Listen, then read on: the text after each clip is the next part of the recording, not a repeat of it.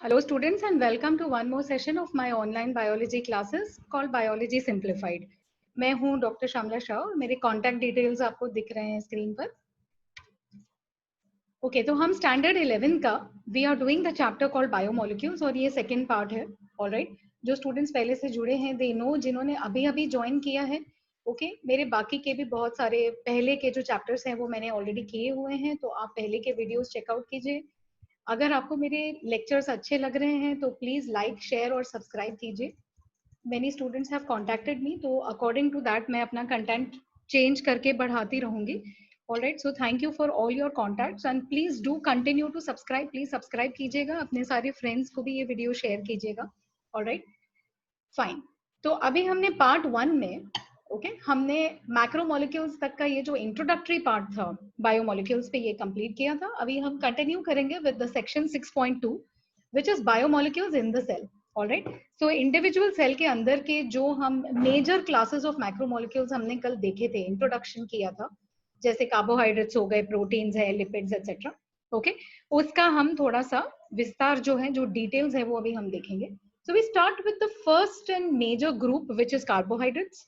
All right, carbohydrate ये शब्द जो है, right, it is derived from hydrate of carbon. Okay, hydrate of carbon मतलब hydrates are generally जिसमें हम water molecule add करते हैं. Okay, तो उसको हम hydrate बोलते हैं. Basic chemistry है, आपको पता है. तो अगर हम कार्बन को हाइड्रेट कर दें, for example we write it as C bracket H2O, तो then that becomes a hydrate of carbon. अगर आप कार्बोहाइड्रेट्स का जनरल फॉर्मूला देखेंगे तो वो इस फॉर्मूला में फिट होता है. Alright, so therefore the name was given as carbohydrate which means a hydrated molecule of carbon, a hydrated atom of carbon. Okay, so they are also called as saccharides. अब saccharide term जो है ये थोड़ा आपके लिए शायद नया है, या मे बी आपने लोअर क्लासेस में स्टडी किए हैं. सैकराइड का मतलब होता है समथिंग दैट इज स्वीट, या तो in common language sugar. Alright, तो कार्बोहाइड्रेट्स को हम कॉमन लैंग्वेज में सैकराइड्स भी बोलते हैं. क्यों? क्योंकि इनके जो लोअर मेंबर्स होते हैं ना, ये मीठे होते हैं. Right, they are what we commonly understand to be sugars. Alright, now ये ऐसे बायोमोलिक्यूल्स हैं जिसमें 3 मेजर एलिमेंट्स होते हैं सिर्फ, carbon, hydrogen and oxygen. Okay, so ये 3 मेजर एलिमेंट्स होते हैं, कार्बन, हाइड्रोजन, ऑक्सीजन. इनका जो जनरल फॉर्मूला है, ये जनरल फॉर्मूला कुछ इस तरीके से लिखा जाता है. Okay, so I told you it is a hydrate of carbon CH2O and then you put a bracket and you write n number. Right, so इसका क्या मतलब होता है, C can take any value. जैसे फॉर एग्जाम्पल अगर हम glucose का formula देखेंगे, आई थिंक वो आपने डेफिनेटली पढ़ा होगा. So you right it C6, right, C6H12O6. तो अगर आप उसको इस फॉर्मूला में डाल देंगे तो you can easily make out what will it become. It will become CH2O and n का वैल्यू हो जाएगा 6. करेक्ट, तो जब ब्रैकेट ओपन करेंगे तो it becomes C6, H2 into 6 becomes H12 and O becomes O6, so it becomes C6H12O6. Right, समझ में आ गई बात. तो ब्रैकेट डालते हैं हम जनरल फॉर्मूला जब लिखते हैं, तो अगर हम एक स्पेसिफिक एग्जाम्पल लेकर के उसको सॉल्व कर दें ना तो बहुत सिंपल हो जाता है. So you already know glucose is C6H12O6, उसको सब्सटीट्यूट करके देखे तो n का वैल्यू 6 हो जाएगा. ब्रैकेट ओपन करते ही आपको फॉर्मूला जो है वो एक्सपैंडेड फॉर्म में मिल जाएगा. करेक्ट है. सो this is simplest carbohydrate which is a simple sugar called glucose. ठीक है, ऐसे ही आपके सारे कार्बोहाइड्रेट्स जो हैं वो ये फॉर्मूला में फिट हो जाते हैं. तो इसका जनरल फॉर्मूला हो गया CH2O होल ब्रैकेट n. ठीक है, okay. They contain hydrogen and oxygen in the same ratio as water. अभी देखिए ये जो लाइंस है ना ये इंपॉर्टेंट है. राइट, तो अगर आप मान लीजिए शॉर्ट आंसर लिख रहे हैं या शॉर्ट नोट लिख रहे हैं कार्बोहाइड्रेट्स पे, तो ये पॉइंट्स आने चाहिए. क्या क्या आना चाहिए? ओके, कि नाम का डेरिवेशन क्यों है, why is it called carbohydrate. Correct है. फिर कौन से एलिमेंट्स हैं जो इसमें बनते हैं जिससे कार्बोहाइड्रेट्स, फिर उसका जनरल फॉर्मूला, फिर उसके फॉर्मूला की खासियत या कोई भी एक ऐसा फीचर जो स्पेसिफिकली हो ओनली फॉर कार्बोहाइड्रेट. तो इसमें हम क्या देखते हैं कि हाइड्रोजन एंड ऑक्सीजन का जो रेशियो है वो हमेशा 2:1 रहेगा, जैसे पानी में होता है ना. पानी कैसे लिखते हैं? We write it as H2O, तो 2 atoms of H and 1 atom of O, है ना. तो H/O का रेशियो निकालेंगे तो 2:1 हुआ कि नहीं. Right, same way general formula में देखिए H2O तो आप क्या देखेंगे, कोई भी कार्बोहाइड्रेट अगर आप ले लेंगे और अगर उसका H2O का रेशियो निकालेंगे तो you should get a ratio of 2:1, है ना, बहुत सिंपल है, ठीक है। कार्बोहाइड्रेट्स हमारे लिए इतने इंपॉर्टेंट क्यों हैं? आपने बहुत सुना होगा इसके बारे में, क्योंकि आजकल न्यूट्रिशन को लेकर के बहुत डिस्कशन होता रहता है। So we know that energy के लिए हमारा सेल जो है क्या करता है, कार्बोहाइड्रेट को पहले ब्रेक डाउन करता है। ब्रेक डाउन जो है ये एक सिंपल टर्म है, करेक्ट। अगर आपको साइंटिफिक लैंग्वेज यूज करना है तो हम क्या करेंगे, हम ये कहेंगे कि कार्बोहाइड्रेट को ऑक्सीडाइज किया जाता है, राइट। तो हमारे बॉडीज में या किसी भी बैक्टीरियल और फंगल सेल में मोस्टली जहाँ पे ऑक्सीडेटिव प्रोसेसेस चलती हैं, वहां पे in presence of molecular oxygen gas, correct है, कार्बोहाइड्रेट्स को ऑक्सीडाइज किया जाता है। जब वो ऑक्सीडाइज होते हैं तो उनके बॉन्ड्स ब्रेक होते हैं। जब बॉन्ड्स ब्रेक होते हैं तब एनर्जी रिलीज होता है ना। और वो एनर्जी को हम एज एटीपी सेव करते हैं और फिर उसको हम हमारे वर्क के लिए यूज करते हैं, correct. So it is very simple. So carbohydrates जो हैं ये सेल का फर्स्ट चॉइस होता है for breaking down so that we get energy. हाँ, तो ये सब पॉइंट्स आपको याद रखने हैं। ऐसा नहीं है कि प्रोटीन से और फैट से एनर्जी नहीं मिलती है, मिलता है, करेक्ट। लेकिन सेल जो है वो एक डिसीजन लेता है कि नहीं, पहले हम कार्बोहाइड्रेट्स को ब्रेक डाउन करेंगे, करेक्ट। क्यों है? वही कॉम्प्लिकेटेड प्रोसेस है, एंजाइम्स वैसे डिजाइंड हैं, ओके। तो वो ये चैप्टर में हम डिस्कस नहीं कर सकते, but just suffice it to say कि सेल को फर्स्ट अगर चॉइस है कि भाई मुझे एनर्जी के लिए क्या ब्रेक डाउन करना है, तो सेल एक कार्बोहाइड्रेट को चूज करेगा, करेक्ट है। अभी आगे चलते हैं। अब कितने शुगर के यूनिट्स हैं? यूनिट्स मतलब एक स्मॉल, अभी याद रखिए, देखिए हम लोग कार्बोहाइड्रेट्स को स्टडी कर रहे हैं एज अ पॉलीमर, याद है ना आपको, फर्स्ट पार्ट में हमने किया था। जिन्होंने नहीं किया फर्स्ट पार्ट, जरा एक बार वापस रिवाइज कर लीजिए अगर याद नहीं है तो पॉलीमर का मतलब हमने क्या बोला था? हमने ये बोला था कि कुछ छोटे छोटे सिंपल मॉलिक्यूल्स हैं जिनको मोनोमर कहा जाएगा, वो मोनोमर को हम साथ में ज्वाइन कर लेंगे। जब बहुत सारे मोनोमर्स ज्वाइन हो जाएंगे तो हमारे पास एक बड़ा मॉलिक्यूल बनेगा which is called the polymer. तो अभी हम कार्बोहाइड्रेट को भी एज अ पॉलीमर स्टडी कर रहे हैं। मतलब क्या, मोस्ट ऑफ द कार्बोहाइड्रेट्स में शायद एक से ज्यादा शुगर मॉलिक्यूल हो सकता है, यस और नो, ये तो लॉजिकल कंक्लूजन है ना। तो अगर हमको कार्बोहाइड्रेट्स को स्टडी करना है तो हमको पहले उनको क्लासिफाई करना पड़ेगा। और सिंपलेस्ट वे क्या है क्लासिफाई करने का, कि भाई कितने शुगर मॉलिक्यूल्स हैं। कोई कार्बोहाइड्रेट में एक ही शुगर मॉलिक्यूल है तो उसको हम बोलेंगे मोनोसैकेराइड, जैसे ग्लूकोज हो गया, है ना, फ्रक्टोज हो गया। एक ही सिंगल शुगर है, सिंपल शुगर है ना, उसको फर्दर ब्रेक डाउन करेंगे तो और शुगर नहीं मिलेगा, राइट। तो जो बेसिकली सिर्फ एक ही शुगर मॉलिक्यूल से या एक ही सैकेराइड मॉलिक्यूल से बनता है, ऐसे कार्बोहाइड्रेट को हमने नाम दे दिया मोनोसैकेराइड। मोनो मतलब एक, सैकेराइड मतलब sugar, okay. So one sugar molecule, all right. फिर क्या आता है, कुछ जो है कार्बोहाइड्रेट्स उनमें दो शुगर के मॉलिक्यूल्स जुड़ के बनते हैं, for example sucrose, okay, for example lactose. Glucose plus galactose दोनों मिलके लैक्टोज बनते हैं, करेक्ट है। तो लैक्टोज मिल्क शुगर, मिल्क में जो शुगर है, तो वो शुगर कैसे बनता है, दो छोटे छोटे शुगर्स मिलके एक शुगर बना देता है। तो क्योंकि दो है ना, तो हमने नाम दे दिया die saccharide, okay. So something that has only one sugar molecule is monosaccharide. Something that has two sugar molecules, उसको हमने नाम दे दिया disaccharide, जैसे लैक्टोज है, सुक्रोज है, एक्सेट्रा, है ना। और फिर आ जाते हैं हमारे बड़े बड़े ह्यूज मॉलिक्यूल्स, ओके।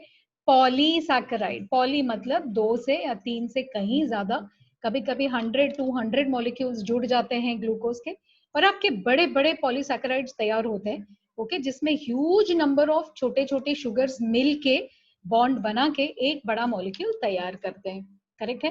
पॉलीसैकेराइड्स के कुछ एग्जांपल्स हो गए cellulose, starch, glycogen, okay.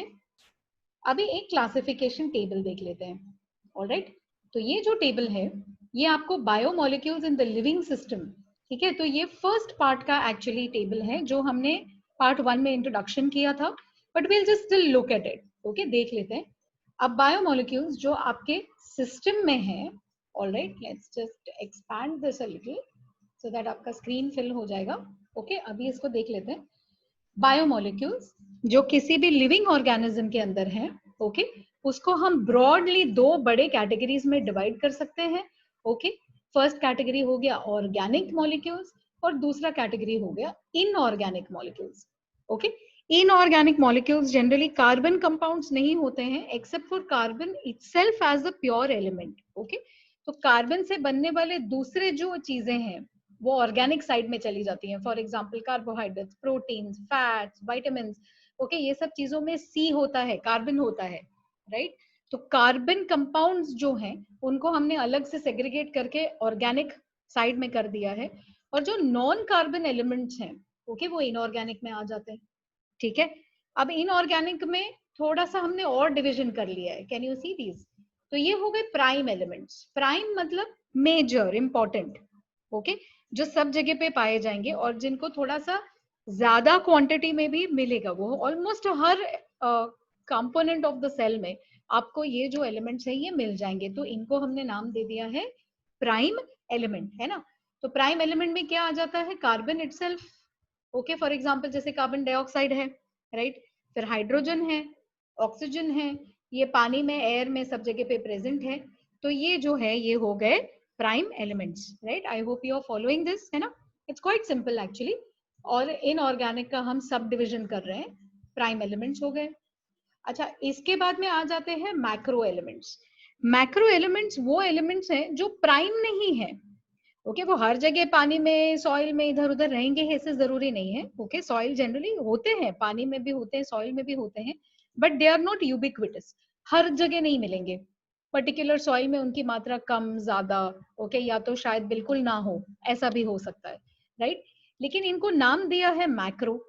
Macro मतलब हमको ये सेल को ये ज्यादा मात्रा में चाहिए फॉर ग्रोथ. सो नाइट्रोजन जो है ज्यादा क्वांटिटी में चाहिए, है ना. पोटाशियम है एक अच्छे क्वांटिटी में चाहिए, तब जाके प्लांट का सेल या एनिमल का सेल अच्छे से ग्रोथ कर पाएगा, राइट. सो इनऑर्गेनिक का सेकंड कैटेगरी हो गया मैक्रो एलिमेंट्स, है ना, जो हमको ज्यादा क्वांटिटी में चाहिए. लेकिन ये प्राइम एलिमेंट्स नहीं है. Prime elements are only 3. ठीक है, मैक्रो में क्या क्या आ जाता है? NPK, CA, Mg and S. Okay, so nitrogen, phosphorus, potassium. आपने मे बी लोअर स्टैंडर्ड्स में स्टडी किया होगा, प्लांट्स में फर्टिलाइजर हम डालते हैं NPK. याद है, 9th में 10th में आपने किया होगा, तो उसको याद कर लीजिए. NPK is nitrogen, okay, phosphorus, potassium. फिर आ जाता है कैल्शियम, मैग्नीशियम, सल्फर. ऑलराइट, तो ये जो 6 का लिस्ट है, this becomes your macro elements, right. अब ये 6 को छोड़ करके बाकी के जो भी एलिमेंट्स सेल्स को लगते हैं, ओके, अपने ग्रोथ और डेवलपमेंट के लिए, वो इतने हाई क्वांटिटी में नहीं लगते हैं. वो लगते हैं बिल्कुल छोटे छोटे क्वांटिटीज में, टाइनी क्वांटिटीज में. ओके, तो हमने उनको क्या नाम दे दिया? Trace elements. चाहिए तो है, लेकिन सारे सेल्स को नहीं चाहिए, और जिनको चाहिए उनको बहुत ज्यादा क्वांटिटी में नहीं चाहिए, स्मॉल क्वांटिटीज में चाहिए. ओके, तो इसमें क्या क्या आ जाता है? Like I said, NPK, CA, Mg, S. Okay, इसको अगर आप निकाल दे पिक्चर में से, तो बाकी के जो भी हैं वो आप यहाँ पे लिस्ट आउट कर सकते हैं. For example copper, sodium, zinc, boron, है ना, मोलिब्डेनम, निकल, सिलिकॉन. ओके, ये जितने भी चीजें हैं ये यहाँ पे आप ट्रेस एलिमेंट्स में लिस्ट आउट कर सकते हैं, right. So what you have to remember, inorganic molecules भी सेल में होते हैं. ऐसे कंफ्यूजन मत कीजिए कि अरे लिविंग सिस्टम है तो इनऑर्गेनिक कुछ चाहिए ही नहीं. हाँ, that doesn't make sense. Okay, so organic हमारा सेल्यूलर सिस्टम है, उसके अंदर अगर हम एनालिसिस करेंगे सेल का, तो हम सेल के कंपोनेंट्स को 2 कैटेगरीज में ब्रॉडली डिवाइड कर सकते हैं.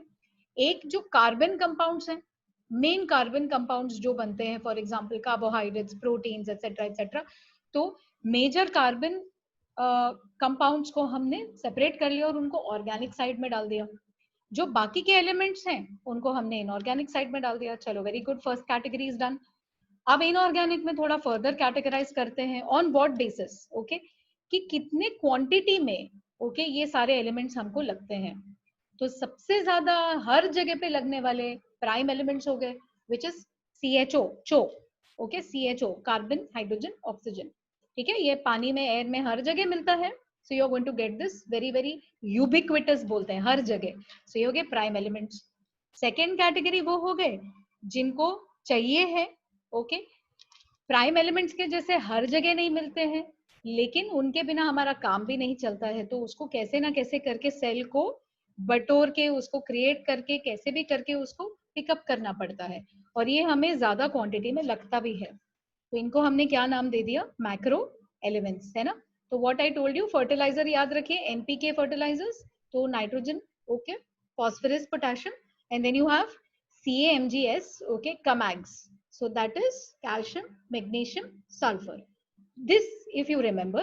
तो इसके अलावा फिर जितने भी एलिमेंट्स बच जाते हैं, ये only very very small and tiny quantities में लगते हैं, बहुत ज्यादा मात्रा में नहीं चाहिए, और सारे सेल्स इसको यूज भी नहीं करते। फॉर एग्जाम्पल सिलिका, सारे सेल्स सिलिका यूज नहीं करते, okay. some cells are there, some plants are there, okay, some organisms are there जिनको सिलिका की जरूरत होती है। जैसे फॉर एग्जाम्पल आपके डायटम्स हैं, सिलिका चाहिए वॉल के लिए, है ना। फिर आपके ग्रासेस हैं, ग्रास को आप टच करेंगे, जो स्टूडेंट्स ने पहले मेरे लेक्चर्स अटेंड किए हैं उनको पता है कि ग्रास पे, है ना, घास जब भी टच करें तो उसको रफ लगता है ना, वो कैसे होता है, सिलिका से होता है, थोड़ा सिलिका थोड़ा कैल्शियम, ओके। सो ट्रेस एलिमेंट्स जो हैं ये बिल्कुल स्मॉल क्वांटिटीज में लगते हैं, right. So this part of the table is absolutely clear, I think आपको अभी तक तो याद भी हो गया होगा, राइट, वेरी गुड। अभी ऑर्गेनिक साइड पे आ जाते हैं, ऑर्गेनिक पे अपना मेन फोकस है इस चैप्टर का, राइट। सो भी ऑर्गेनिक में again we divided further macro molecules, macro मतलब बड़ा, तो बड़ा मॉलिक्यूल मतलब क्या, ये बड़े बड़े पॉलीमर्स हैं, ओके, बहुत सारे मोनोमेरिक यूनिट्स जॉइंट हैं, okay, molecular weights are very big, these are huge molecules, big molecules, तो इनको हम बोलते हैं मैक्रो मॉलिक्यूल। जो छोटे छोटे टाइनी मॉलिक्यूल्स हैं उनको हमने बोल दिया क्या, micro molecule, micro mean small, okay. Macro में आपको 3 ही बड़े कैटेगरीज याद रखने हैं, करेक्ट, जो हम ऑलरेडी इंट्रोडक्शन में कर चुके हैं, which is polysaccharides, right. Polysaccharide simple sugar से बनता है, इसको कंफ्यूज नहीं करना है, ये एक्चुअली इन्होंने लाइन यहाँ दे दिया है, ये थोड़ा सा कंफ्यूजिंग है ना। पॉलीसैकेराइड का पार्ट सिंपल शुगर नहीं है, पॉलीसैकेराइड का मोनोमर सिंपल शुगर है, तो यहाँ पे जो इन्होंने लिस्ट आउट किया है ना, ये मोनोमर्स हैं, हाँ, जिस चीज से मॉलिक्यूल बनता है, तो उसमें कंफ्यूज नहीं होना है, ओके। पॉलीसैकेराइड किस चीज से बनता है, सिंपल शुगर से। पॉलीपेप्टाइड्स जिनको हम प्रोटीन्स बोलते हैं, प्रोटीन्स बन जाते हैं अमाइनो एसिड से, तो अमाइनो एसिड पॉलीपेप्टाइड का क्या हुआ, monomer, very good, right. Polynucleotide तीसरा बड़ा कैटेगरी आपका डीएनए आरएनए वाला कैटेगरी, वो किस चीज से बनता है, न्यूक्लियोटाइड। सो न्यूक्लियोटाइड क्या हो गया, पॉलीन्यूक्लियोटाइड का मोनोमर हो गया, right, okay. So understand it, it's very simple. Organic side again divided into macromolecule which is big molecular size, उसमें 3 हैं पॉलीसैकेराइड्स जो बनते हैं शुगर से, पॉलीपेप्टाइड जो बनते हैं अमाइनो एसिड से, पॉलीन्यूक्लियोटाइड जो बनते हैं न्यूक्लियोटाइड से, है ना, सिंपल, बहुत सिंपल है, ओके। फिर आते हैं माइक्रोमोलिक्यूल्स पे, छोटे मॉलिक्यूल्स। अब आपको याद होगा इंट्रोडक्शन में मैंने आपको क्या कहा था कि बायोमोलिक्यूल्स में एक कैटेगरी हम लिपिड्स को भी स्टडी करते हैं, कहा था ना, बट ये पॉलीमर्स नहीं है, ये छोटे मॉलिक्यूल्स हैं, तो ये देखो किस कैटेगरी में आ गए, माइक्रोमोलिक्यूल्स में।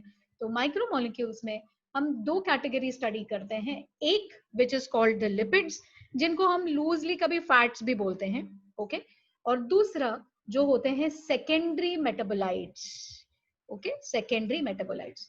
अभी लिपिड्स देखते हैं, लिपिड्स किस चीज से बनते हैं। अभी इसमें देखिए ये कंफ्यूजन थोड़ा इन्होंने कर दिया है, ओके, इस टेबल को रिप्रेजेंट करने में, तो आप कंफ्यूज मत होइए।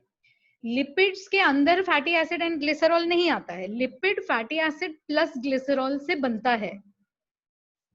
व्हाट डिड आई से, फैटी एसिड को जब ग्लिसरॉल के साथ में केमिकल रिएक्शन से एस्टरीफाई किया जाता है, okay, they are known as esters, fatty acid esters of glycerol are called as lipids, right. So fatty acids को जब ग्लिसरॉल के साथ एस्टरिफिकेशन रिएक्शन से जोड़ दिया जाता है, that time you get lipids, clear है, ओके। तो लिपिड के नीचे ये जो दिखाया है ना, ये उसका सब कैटेगरी नहीं है, प्लीज कंफ्यूज मत होइए, ये इससे बनता है, फैटी एसिड प्लस ग्लिसरॉल से लिपिड बनता है। फैटी एसिड्स जो हैं ये वापस से 2 टाइप्स के फैटी एसिड हो सकते हैं, सैचुरेटेड फैटी एसिड, है ना, फैटी एसिड मतलब क्या, जिसमें एक लंबा आर चेन होता है, CH2 CH2 CH2 CH3, okay, and and में एक कार्बोक्सिलिक एसिड ग्रुप होता है विच इज COOH, करेक्ट। सो उसको हम बोलते हैं फैटी एसिड। सैचुरेटेड मतलब क्या, कार्बन डबल बॉन्ड्स जो है ओके उसको नहीं दिखाएगा, there will be no double और ट्रिपल बॉन्ड्स। 100% कार्बन की वैलेंसी हाइड्रोजन से सेटिस्फाई होती है तो वो मॉलिक्यूल हो गया सैचुरेटेड फैटी एसिड, है ना। और अनसैचुरेटेड फैटी एसिड मतलब क्या, कार्बन में डबल एंड ट्रिपल बॉन्ड्स होंगे, मतलब इसमें हाइड्रोजन जो है वो कम होगा, कार्बन की वैलेंसी 100% हाइड्रोजन से सेटिस्फाई नहीं होती। Okay, so this is basic chemistry, आपको सबको पता है, लेकिन I am just revising it, है ना, वेरी क्विकली। सेकेंडरी मेटाबोलाइट्स में देखिए लंबे लंबे ऐसे नाम हैं जो बहुत कंफ्यूजिंग लगते हैं, पर है नहीं। हाँ, क्या है सेकेंडरी मेटाबोलाइट्स में, एल्केलॉइड्स है, फिनोलिक्स हैं, टर्पेनॉइड्स हैं, एसेंशियल ऑयल्स हैं, टॉक्सिन्स हैं, लेक्टिन्स हैं। ये सब नेम्स थोड़ा सा डिफिकल्ट नया नया लगता है, बट इसको याद कर लीजिए। ओके, ये सब चीजें क्यों काम में आती है हमारे, जैसे फॉर एग्जांपल चाय कॉफी, चाय कॉफी पीते हैं ना, तो उसके अंदर वो क्या होता है, प्लांट से ही हम निकालते हैं उसको, है ना। उसमें जो कंपोनेंट्स होते हैं, फॉर एग्जांपल कफेन हो गया, टैनिन्स हो गए, है ना, वो सारे सेकेंडरी मेटाबोलाइट टाइप के मॉलिक्यूल्स हैं। कुछ कुछ प्लांट्स को अगर आप क्रश करेंगे तो बहुत अच्छा सुगंध आता है, फॉर एग्जांपल यूकेलिप्टस है, वो क्या है, वो एसेंशियल ऑयल्स हैं, है ना। कुछ कुछ मॉलिक्यूल्स ऐसे हैं जो टॉक्सिक है, प्लांट्स को अगर या मशरूम्स को अगर खा लेते हैं तो वो हमारे लिए पॉइजन का काम करते हैं, वो क्या है, टॉक्सिन्स हैं। और वो किस कैटेगरी में आते हैं, वो आते हैं सेकेंडरी मेटाबोलाइट्स में। ओके, सेकेंडरी मेटाबोलाइट का मतलब मैं आपको बता देती हूँ स्टूडेंट्स, ये ऐसे मॉलिक्यूल्स हैं ओके जिनका फंक्शन हमें 100% नहीं पता।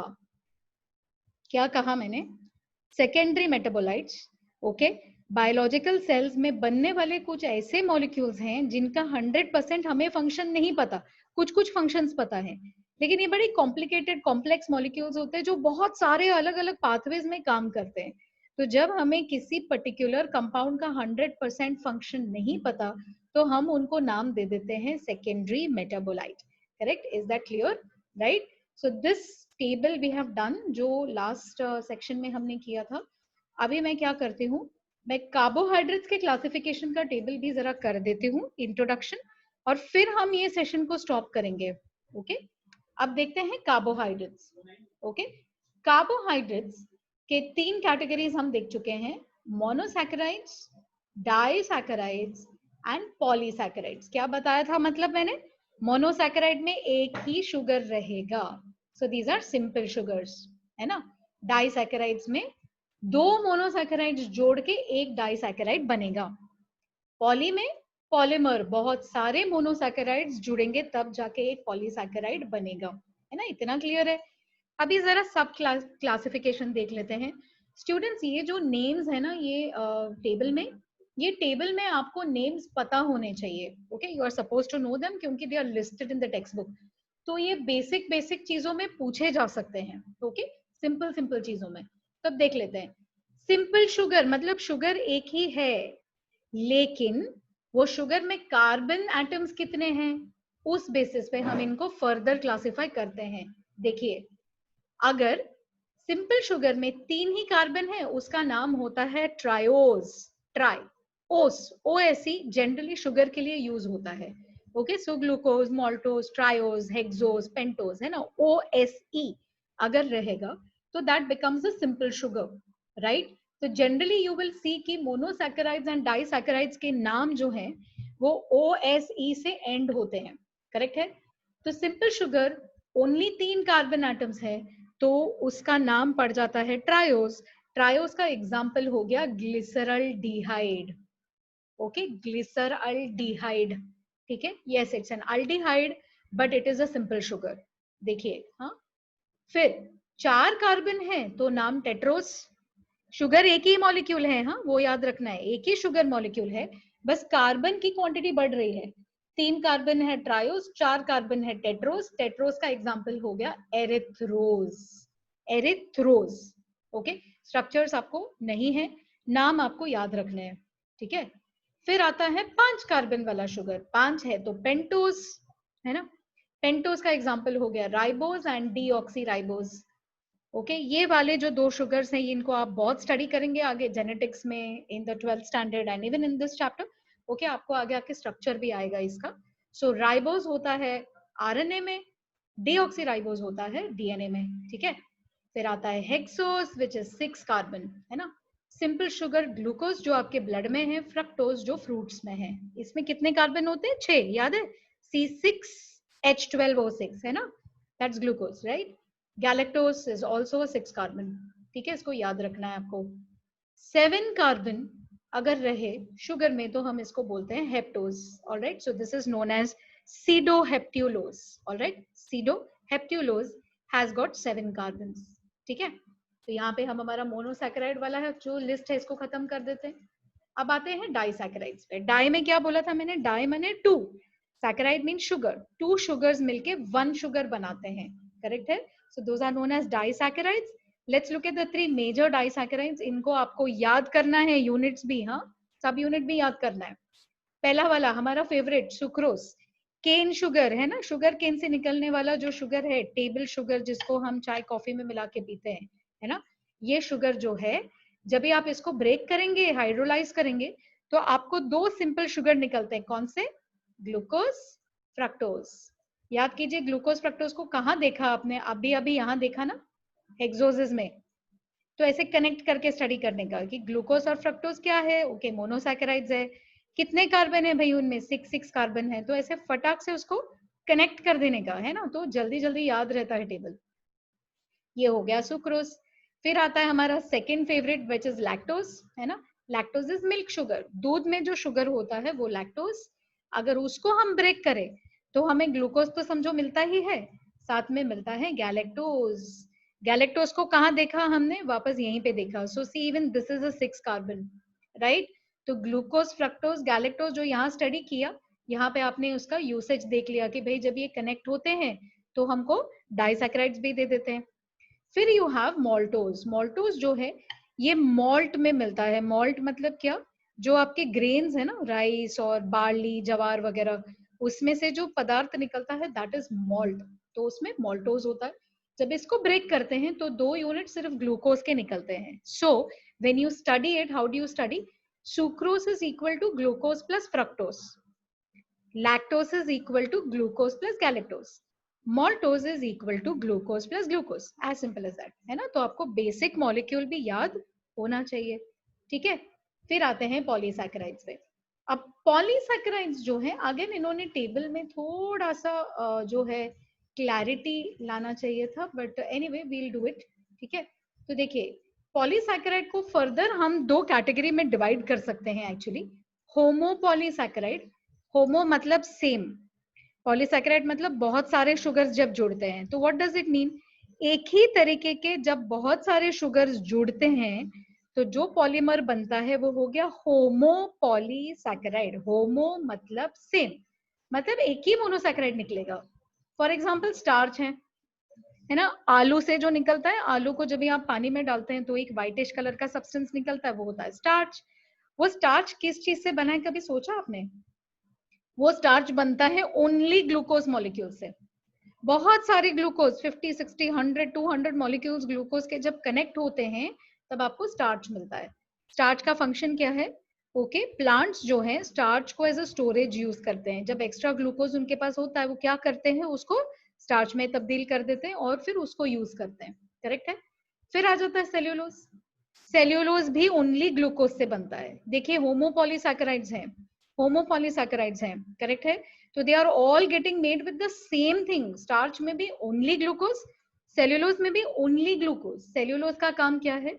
सेल वॉल बनाता है वो प्लांट का, है ना। तो cellulose is not a storage molecule, starch is a storage molecule. अच्छा, ग्लाइकोजन क्या है? हमारे बॉडी में जब शुगर बहुत ज्यादा हो जाता है तो हम क्या करते हैं? सारे ग्लूकोज को पिकअप करके ग्लाइकोजन बना देते हैं, है ना। अगर आप वापस से 5 किंगडम सिस्टम पढ़ेंगे तो यीस्ट में स्टोरेज क्या है? ग्लाइकोजन है। एनिमल्स के सेल में स्टोरेज क्या है? ग्लाइकोजन है। हमारे बॉडी में हम कैसे शुगर स्टोर करते हैं? ग्लाइकोजन बनाते हैं। कहाँ बनाते हैं? लिवर में बनाते हैं, correct. Okay, so very good. ये हो गए होमोपॉलीमर्स। हेट्रोपॉलीसैकेराइड्स मतलब बहुत सारे अलग अलग तरीके के मोनोसैकेराइड्स जब जुड़ते हैं आपस में और एक बड़ा मॉलिक्यूल बनाते हैं तो उसको हम बोलते हैं हेटेरोपॉलीसैकेराइड। तो इसमें ओनली ग्लूकोज, ओनली फ्रुक्टोज ऐसा नहीं होगा, अलग अलग चीजें होंगी, करेक्ट है। कुछ एग्जांपल्स हैं हाइलुरोनिक एसिड, हेपारिन, आपके ब्लड ग्रुप के एंटीजेंस हैं जैसे ABC, ओके, कॉन्ड्रोइटिन सल्फेट, ये नेम्स आप याद कर लीजिए। ओके, इनके फंक्शंस हम अभी नहीं करेंगे, बाद में करेंगे जब वो चैप्टर्स में आएगा। करेक्ट है? तो we finish with the classification of carbohydrates and I am going to end this part here. आपको अगर मेरा सेशन अच्छा लगा है स्टूडेंट्स, तो प्लीज सब्सक्राइब कीजिए, please click on the bell icon. जब भी नया वीडियो आएगा आपको जो है नोटिफिकेशन मिल जाएगा। प्लीज अपने फ्रेंड्स ग्रुप्स में भी शेयर कीजिए। कोई कमेंट्स हैं तो कमेंट सेक्शन में डाल सकते हैं, या तो फिर आप मुझे मेरे नंबर पे कांटेक्ट कर सकते हैं। Thank you very much all those who are supporting me. Keep studying. Thank you.